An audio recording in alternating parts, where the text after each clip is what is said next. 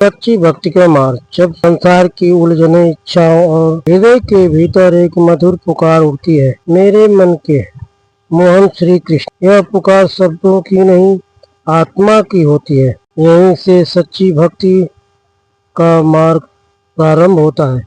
वृंदावन की पावन भूमि पर एक साधारण बालक रहता था। उसके पास न धन था, न विद्या थी, न ही कोई बड़ा यश, लेकिन उसके हृदय में श्री कृष्ण के प्रति अपार प्रेम था। वह प्रतिदिन यमुना तट पर बैठकर बस इतना कहता, हे कान्हा, मुझे कुछ नहीं चाहिए, बस तू मेरे मन में बना रहना। न कोई लंबी पूजा, न कठिन व्रत, केवल प्रेम और विश्वास। एक दिन गांव में बड़ा उत्सव था। तभी लोग श्री कृष्ण को प्रसन्न करने के लिए भय भोग, वस्त्र और आभूषण लाए। बालक खाली हाथ खड़ा था।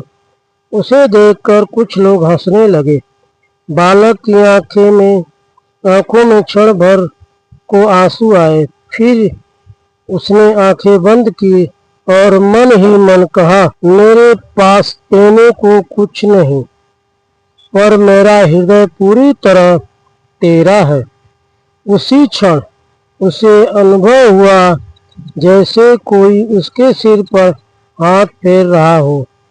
भीतर से एक मधुर स्वर गूंजा, मुझे वस्त्र और भोग नहीं, तुम्हारा समर्पण चाहिए। जो मुझे निकटतम मन से याद करता है, वही मेरी सच्ची पूजा करता है। उस दिन बालक समझ गया कि सच्ची भक्ति दिखावे में नहीं, भावना में होती है।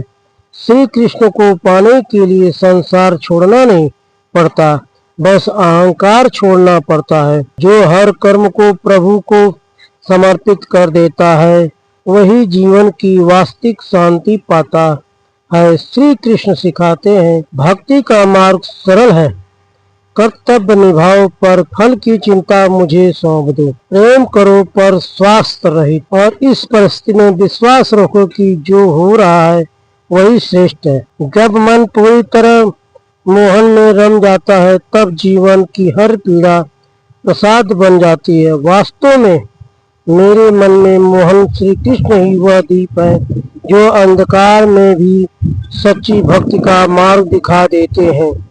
जय श्री कृष्ण। राधे राधे। कहानी अच्छी लगे तो लाइक, सब्सक्राइब और कमेंट जरूर करें। जय श्री कृष्ण। राधे राधे।